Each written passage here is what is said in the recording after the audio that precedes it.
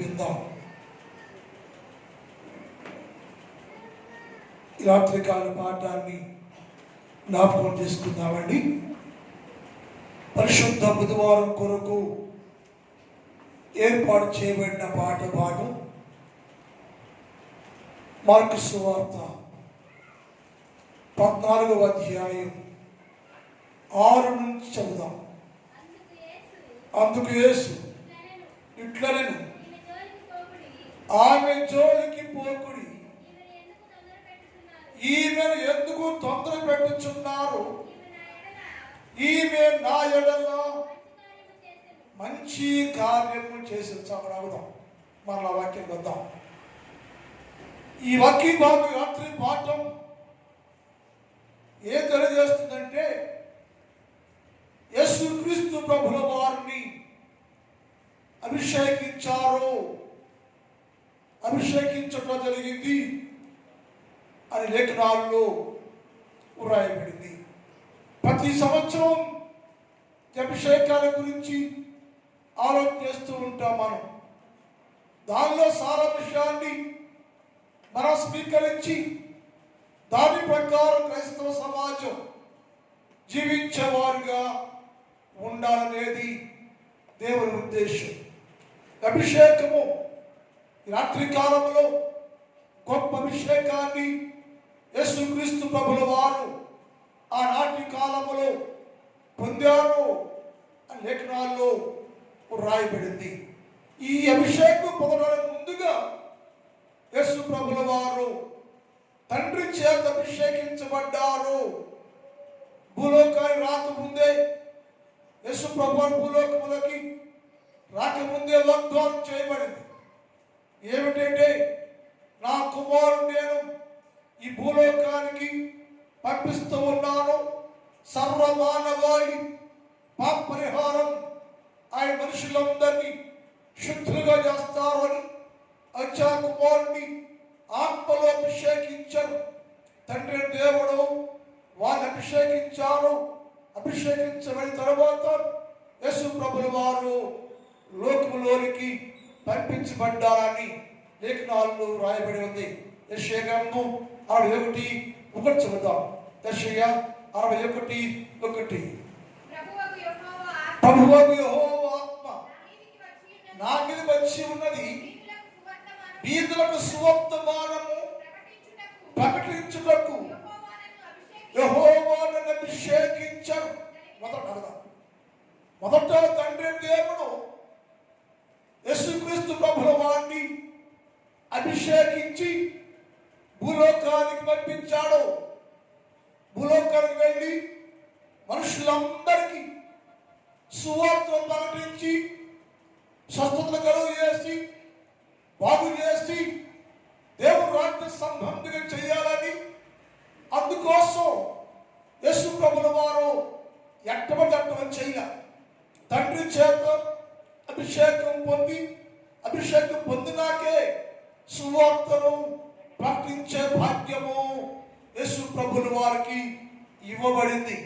అభిషేకం పొందుకొని అభిషేకించబడి తండ్రి చేత అభిషేకాన్ని పొందుకొని ఆయన వచ్చారు. ఆయన ఏమనంటే, నా తండ్రి చేత అభిషేకించబడ్డాను. ఎందుకు ఈ అభిషేకం? ప్రారంభం ఎందుకు అభిషేకం వచ్చిందయ్యో, ఎందుకు అభిషేకించాలి? చాలా మంది ప్రశ్న వేస్తే యేసు ప్రభుల వారు కూడా ఆ మాట రుజువుపరిచారు. లోకా సువార్త 4:18 చదువుతాం. లోకా సువార్త 4:18. ప్రభువాత్మ నా మీద ఉన్నది, పేదలకు సువార్త ప్రకటన చేయడానికి ఆయన నన్ను అభిషేకించను. అంటే సువార్త లోకములోనికి వచ్చి సువార్త ప్రకటించి అనేకులను రక్షించి అనేకులకు నీతి మార్గాన్ని బోధించి దేవుని రాజ్య సంబంధులుగా చేయడానికి తండ్రి దేవుడు మొదటిగా యేసుక్రీస్తు ప్రభుల వారిని అభిషేకించారు అని లేఖనాల్లో రాయబడింది. అభిషేకించి ఆయనను భూలోకానికి నరుడుగా నరవతారిగా పంపించి అభిషేకాన్ని ఆధారం చేసుకుని చేసుకొని అభిషేకంతో బలపరచబడుతూ సర్వలోకంలో మనుషులందరికీ సువార్తను ప్రకటన చేసి ఆ తదుపరి సిలువలో ప్రాణదానం జరిగించి మనిషిని రక్షించుకోవడానికి తండ్రి దేవుడు యేసుక్రీస్తు ప్రభుల వారిని అభిషేకించడు అనగా యేసు ప్రభు సువార్త ప్రకటించడానికి అభిషేకించబడి, సంతోషించడానికి అభిషేకించబడి, ప్రాణదానం చేయడానికి అభిషేకం పొంది భూలోకానికి వచ్చారు అని రాయబడింది. రెండోది పరిశుద్ధాత్మ ద్వారా యేసు ప్రభుల వారు అభిషేకించబడ్డారు.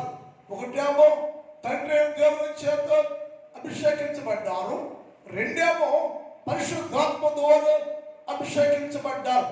పరిశుద్ధాత్మ దేవుడు యేసు ప్రభువుని అభిషేకించి భూలోకానికి దిగొచ్చామేమో, బాప్తిసాన్ని పొందామేమో, శక్తివంతులుగా ఉండాలి, బలవంతులుగా ఉండాలి, ఇక నుంచి నీ సేవను ప్రారంభిస్తున్నాను బట్టి నా కుమారుడు అభిషేకిస్తున్నానని పరలోకమున దేవుడు పరిశుద్ధాత్మ ద్వారా యేసుక్రీస్తు ప్రభుల వారిని అభిషేకించాలని లేఖనాల్లో రాయబడి ఉంది. మత్తయి సువార్త 3:16-17 చదువుదాం. యేసు బాప్తిసం పొందిన వెంటనే నీళ్ళలో నుంచి ఒడ్డులోకి వచ్చాను. ఇదిగో ఆకాశము తెరవబడెను, దేవుని ఆత్మ పావురముగా దిగి తన మీదకి వచ్చిన చూచాను, అభిషేకించారు. బాప్తిసం పొంది సేవ పరిచయం ప్రారంభిస్తున్నప్పుడు యేసు ప్రభుల వారు భూలోకములో నరుడుగా, నరవతారిగా, మానవుడిగా తండ్రి చిత్తాన్ని నెరవేరుస్తూ సువార్త పనిలో ప్రారంభాన్ని ముందుగా బాప్తిసం పొంది ఒడ్డుకొస్తే పరలోకం తెరవబడి పరలోకంలో నుంచి పరిశుద్ధాత్మ దిగి వచ్చి ఆత్మలో యేసు ప్రభులను అభిషేకించను.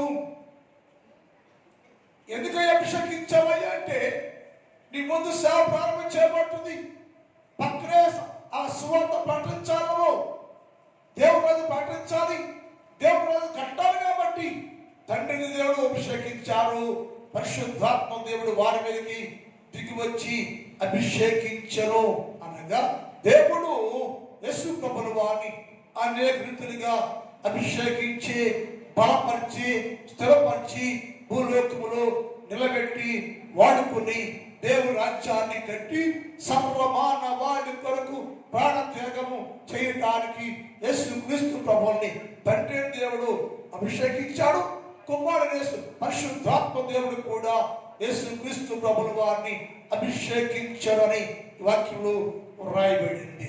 మూడోది పాపాత్మురాలు యేసుక్రీస్తు ప్రభువుని పరిశుద్ధుడైన, అభిషేకించబడిన, పవిత్రుడైన, సృష్టికర్త అయిన దేవుణ్ణి ఒక పాపాత్మురాలు అభిషేకించను అని లేఖనాల్లో ఉంది.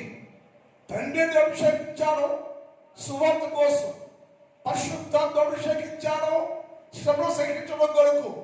ఈమె ఎందుకు అభిషేకిస్తావు అయ్యా? పాపాత్మురాలు, పరిశుద్ధురాలు కాదు, దేవుని కాదు, పాపమును జీవించే వ్యక్తి, అందరూ పాపి అని ముద్ర వేసే వ్యక్తి.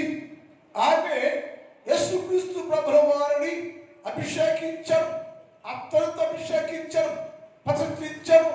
దేవుని ప్రణాళికలో ఎప్పుడో రాయబడి ఉందో, ఇప్పుడే చేసిందో, ఎప్పుడో రాయబడ్డ ప్రకారంగా ప్రవచనానుసారంగా జరిగించిందో, సొంతగా చేసిందో అనే విషయాల్లో లోతుకు వెళ్తే చాలా సమయం సరిపోదు మనకు. కనుక అదేంటంటే ఆమె పాపాత్మురాలు యేసుక్రీస్తు ప్రభుల వారిని అభిషేకించింది.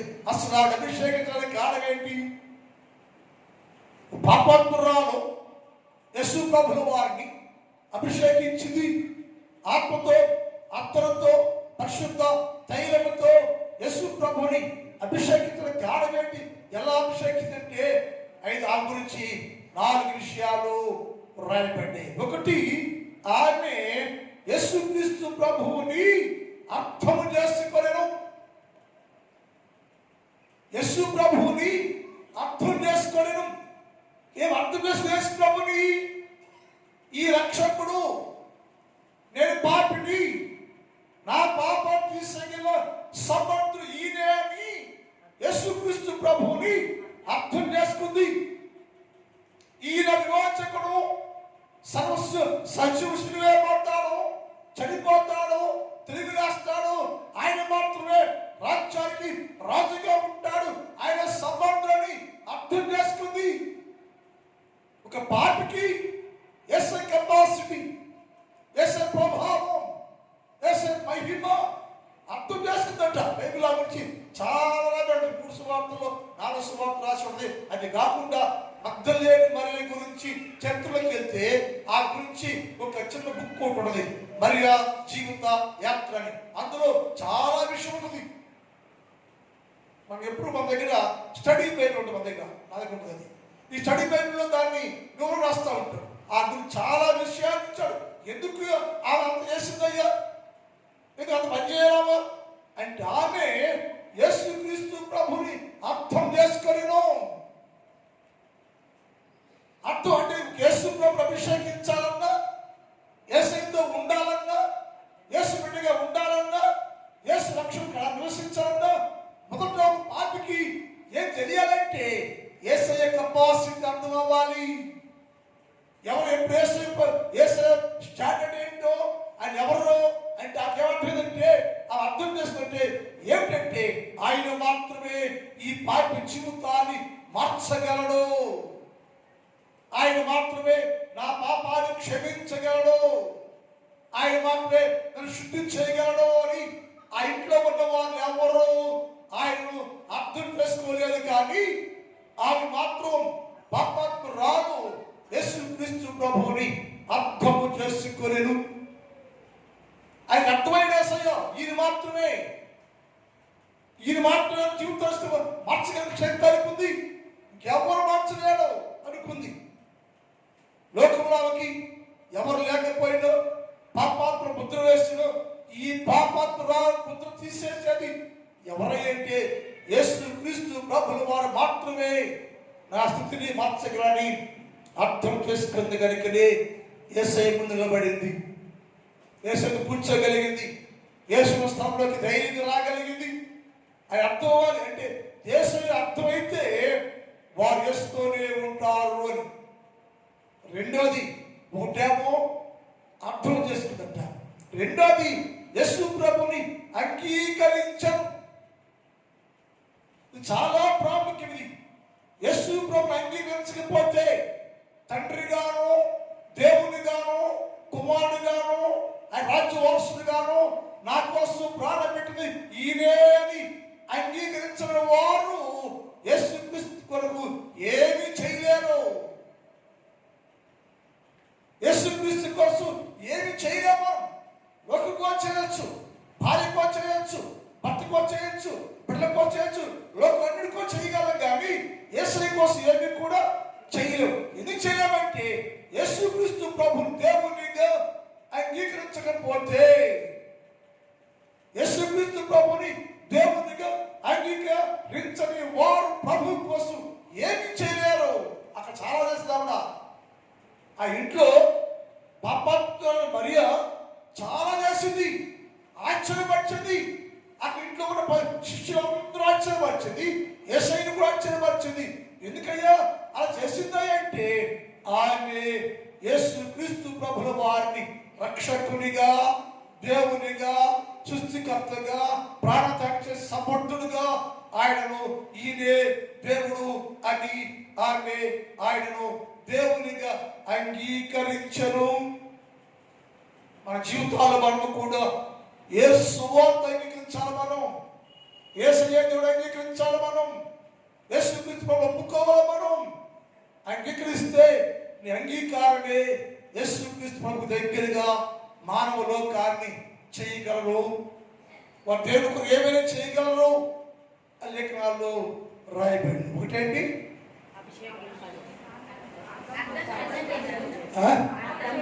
అర్థం చేసుకుంది, రెండు అంగీకరించింది, మూడు అప్పగించుకుందట.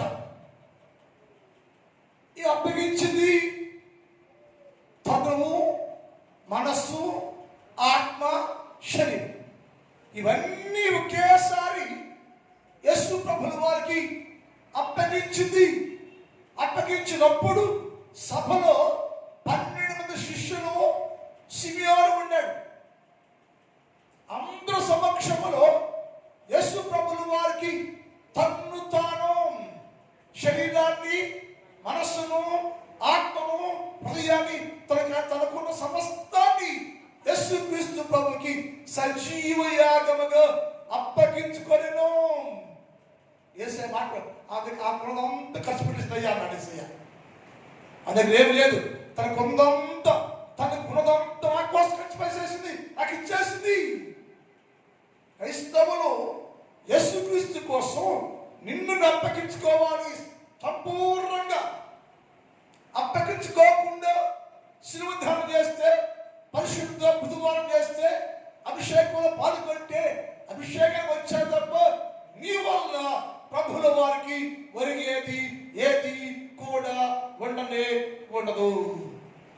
అందుకని ఆవిడకి పేరు వచ్చిందయ్యో, కీర్తించబడింది.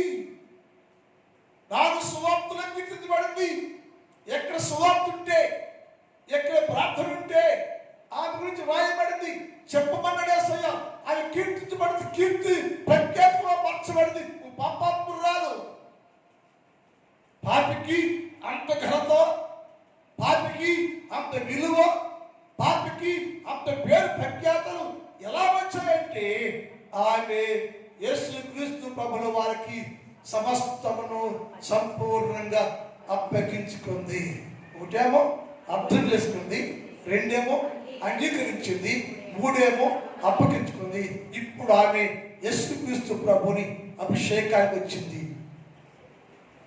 ఒక వ్యక్తి యేసుని అభిషేకించాలంటే, అప్పగించుకోకపోతే, అంగీకరించకపోతే, అర్హత లేకపోతే ఆ వ్యక్తి యేసుక్రీస్తు ప్రభువుని అభిషేకించే అవకాశం లేదు. ఇక్కడ వచ్చేసరికి ఇప్పుడు వెళ్దాం. 14వ అధ్యాయం మార్కు సువార్త. ఈమె 6 నుంచి చదువు అమ్మా. అందుకు యేసు ఇట్లా నేను ఈ జోలి పోమన్నప్ప శివను శిష్యులారా ఆ జోలి పోవద్దు. వాళ్ళేమంటున్నారు, మాయ్ నువ్వు పాపాత్మాను కదా, వ్యభిచారం కదా, నీకేంటి గొడవ, ఏంటి అల్లరేంటి, ఇక్కడ కంగారేంటి, ఎందుకు నూనె పోగొట్టేసావు, అట్లు పోసేసావు, వేస్ట్ చేసావు అంటే అందరూ ఆమెను కంగారు పెట్టి కలవపెట్టి గొడవ చేస్తావు అని వేసే అన్నాడు. ఈమె జోలికి పోబాకడయ్యా, శివను నీకంటే నన్ను భోజనం తీసావు, నేను భోజనం నీటికి వచ్చాను, భోజనానికి వస్తే నాకు కాలం నీడిచ్చావా, చీకటి కొట్టి నీడిచ్చావా, కడుపుడికి కండగిచ్చావా, కుర్చీ వేసావా, నేనే కుర్చీ వేసుకున్నా, నేనే కూర్చున్నా. శివాను నన్ను పిలిచావు, నువ్వు రమ్మంటే వచ్చాను, నేను రమ్మంటే వేతన చేయాలి, నీ ఇంటికి నేను వచ్చా, మరి ఏం చేసినా నువ్వు ఏమి చేయరా, నేనే కూర్చున్నా, నేనే కాళ్ళు కడుక్కున్నా, నేనే పులుసుకున్నా, టవల్ కూడా నాకు ఇవ్వల. ఆమె అయితే ఎందుకు కంగారు చేస్తున్నారు? ఆమె తొందర పెట్టదయ్యా, ఎందుకంటే ఈమె ఎందుకు తొందర పెడుతున్నారు మీరు? ఈమె నా ఎడల ఏంటంట, ఈమె నా ఎడల గొప్ప కార్యం చేసింది. ఆ శిష్యులు ఉన్నారు, శిష్యుల గురించి మాట్లాడాల, ఆయనతో ఉన్నవారే శిష్యులే, ప్రభుత్వం సందేశపెట్టిన వారే శిష్యులు. 12 మందిలో యేసు ప్రభు అన్నాడు, వారికి మాట్లాడుతున్నా. సిమియోను యేసు ప్రభు ద్వారా బాగు చేయబడ్డాడు, కుష్ఠరోగం పోయింది, శుద్ధుడైపోయాడు. అతను కూడా యేసయ్య కోసం ఏమీ చేయలే. ఈమె నా కోసం మంచి కార్యం చేస్తుందయ్యో, నా విషయమై మంచి కార్యం జరిగించింది. ఏంటయ్యా మంచి కార్యం అంటే? ఆమెకి ఏమంటుందంటే, నేను చనిపోతానని, భూస్థాపన చేస్తానని, తిరిగి లేస్తానని, అంటే నా మరణాన్ని సమాధి కార్యక్రమాన్ని, పునరుత్థానాన్ని ఆమెకు అర్థమైందయ్యా. ఆమె చేసిందయ్యా, మంచి కార్యం చేసింది. ఆమె నాయనలో మంచి కార్యం జరిగించింది. ఏంటి మంచి కార్యం అయ్యా? బీద మీతోనే ఉంటారు, నేను ఉండను. ఈమె ఈ పేదలు మీతో ఉంటాను, నేను మీతో ఉన్నాను. అయితే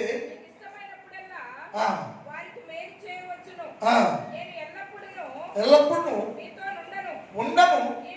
ఈమె తన శక్తి కూడా చేసి నా భూస్థాపన కార్యక్రమాలు చేసినది. ఈ సంగతి శిష్యుడికి అర్థం కాల, ఈ సంగతి శివానికి అర్థం కాల. ఒక పాపికి అర్థమైంది, చనిపోతాడు, చనిపోతాడు అని ఆమె అత్తరు కోసి అభిషేకం చేయడానికి కారణం ఏంటంటే యేసుక్రీస్తు ప్రభుల వారే స్వయంగా మాట్లాడిన మాట ఏమిటంటే ఆమె నా విషయమై మంచి కార్యము చేసింది. ఏంటంటే నా భూస్థాపన కార్యక్రమాన్ని ఇప్పుడు చేసేసింది ఆవిడ. నా భూస్థాపన కార్యక్రమాన్ని ఇప్పుడు చేసింది ఆవిడ. మీకు అర్థం కాదు, రక్షించిన ఒక పాపికి అర్థమైంది. ఎందుకు అర్థమైందంటే ఆ పాపి నన్ను నమ్మింది, ఆ పాపి అప్పగించుకుంది, ఆ పాపి నన్ను అంగీకరించింది. కాబట్టి నా కెపాసిటీ ఏంటో గ్రహించి నా శిలువ మరణ పునరుద్ధానాన్ని గుర్తించి నా కోసం ఆమె భూస్థాపన కార్యక్రమాన్ని చేసింది. తర్వాత నా శరీరాన్ని ముందుగానే అభిషేకించి, యూదు ఆచార ప్రకారం ఒక వ్యక్తి చనిపోతే ఆ వ్యక్తికి సుగంధ ద్రవ్యాలు పూసి దానికి సువాసన ఏర్పాటు చేసి భూస్థాపన చేస్తారు. మన భూస్థాపనలా కాదు, ఆ సుగంధ ద్రవ్యాలు కొన్ని రోజుల ముందుగానే సిద్ధం చేసి తెచ్చి ఆ పూసి దాని సమాధిగా చేస్తారు. ఇప్పుడు ఈమె అని అభిషేకించిందే, అభిషేకం దేని గుర్తు నా భూస్థాపన కార్యక్రమానికి గుర్తయ్యా.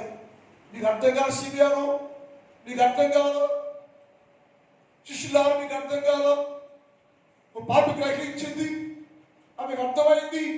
నా భూస్థాపన కార్యక్రమాన్ని ముందుగానే సిద్ధం చేసింది నా తర్వాత. అందుకని ఈమె సర్వలోకములో ఎక్కడైతే ఈ సువార్త ప్రకటన చేయబడుతుందో అక్కడల్లా ఈమె చేసిన మంచి పనిని కొనియాడబడును. ఈ లోకంలో ఎక్కడ సువార్త, ఎవరు సువార్త ప్రకటించినా సరే, మరే పాత్ర వస్తే, మరే గురించి చెప్పాల్సి వస్తే, మరే గురించి చెప్పాల్సి వస్తే చెప్పకుండా ప్రజలు లేదు. ఎందుకంటే అంత త్యాగం చేసింది ఆవిడ. గ్రహించింది, అప్పగించుకుంది, ఆయన అభిషేకించింది. ఈ కార్యక్రమాలు ఎక్కడ సువార్త చేస్తుంటే అక్కడల్లా ఆమె పేరు కొనియాడబడును. యేసయ్య సమాజంలో శిష్యుల ముందు, సిమియోను ముందు ఇచ్చిన ఆధిక్యత, అర్హత, ఇవి ఎక్కడైతే ఈ గురించి మాట్లాడుతుంటారో అందరూ వారి గురించి కొనియాడతారయ్యో అని మన జీవితాలండి యేసు ప్రభువు ద్వారా ఇతరులు మనం కొనియాడేవారుగా ఉండాలి, గుర్తించేవారుగా ఉండాలి. ఎక్కడ సువార్తకి వెళ్తే ప్రకటన చేస్తుంటే దేవుని చేత గుర్తింపు కలిగిన వారుగా ఉండాలి. అప్పుడే విశ్వాస జీవితానికి అర్థం ఉంటుంది. అందుకే యేసు ప్రభువు వారు సమాధి చేయబడి తిరిగి లేచినాక మొదటి దర్శనాన్ని ఆ మాత్రమే పొందుకుంది. ఎవరు పొందల దర్శనాన్ని? శిష్యులు కానీ, సిమియోను కానీ ఎవరు పొందుకోవాలా? ఏ పాప అయితే భూస్థాపన చేసిందో, ఏ పాప అయితే యేసు ప్రభువాన్ని ఆ గొప్ప కార్యక్రమించిందో మొదటి పునరుద్ధారపు దర్శనాన్ని ఆమె పొందుకుందండి. అందువలన ఆమె పేరు కొనియాడబడిన. అందుకని ఆ అభిషేకాన్ని పొందినందువల్ల ఆమెకు 4 ఆశీర్వాదాలు వచ్చే, వాటి వలన ఆమె కొనియాడబడిన. ఇది ప్రార్థన. మా తండ్రి, నీ పాదములకు వందనాలు. పరిశుద్ధుడమైన దేవా, ఈ రాత్రి కాలం తండ్రి మరియా పాపాత్మురాలు అభిషేకానికి వచ్చి నేర్చుకున్నామయ్యా. అర్థం చేసుకుంది, అంగీకరించింది, అప్పగించుకుంది, అభిషేకించింది అయ్యా. అందువల్ల ఆమె మంచి కార్యం జరిగించింది, సమస్తాన్ని చేసింది, ఆమె పేరు కీర్తించబడమని చెప్పి గొప్ప ధన్యత ఆ బిడ్డకి ఇచ్చిన ప్రభువా నీకే స్తోత్రాలు తండ్రి. మేము కూడా ఎల్లప్పుడూ నీ చేత కొనియాడబడేవారుగా, నీ పరిచయలు బలపడేవారుగా సహాయం చేయండి. రాత్రి కాలంలో ఈ స్థలంలో ఉన్న ప్రతి బిడ్డను మీరు దీవించండి, ఆశీర్వదించండి, బలపరచండి. నా సంఘాన్ని బట్టి ప్రార్థన చేస్తున్నా.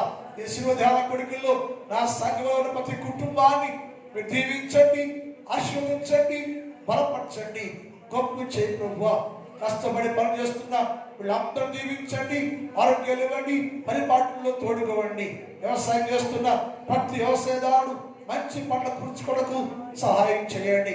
బిడ్డయ్యా ఎంత కష్టపడి పరీక్ష రాస్తున్నారు, చివరికి వచ్చేతండి వారి పరీక్షల్లో తోడుకోండి. రాసిన ప్రతి సబ్జెక్టులో ఫస్ట్ ర్యాంకులో పాసులకు సహాయం చేయండి, వేరు చేయండి, విజయాన్ని ఇవ్వండి, చేయాలివ్వండి. మా ముందు ప్రతి కార్యక్రమాన్ని దీవించి బలపరచమని యేసు వారి పరిశుద్ధ నామములో ప్రార్థిస్తూ ఉన్నాం తండ్రి, ఆమేన్. అందులో చిన్నవాడండి.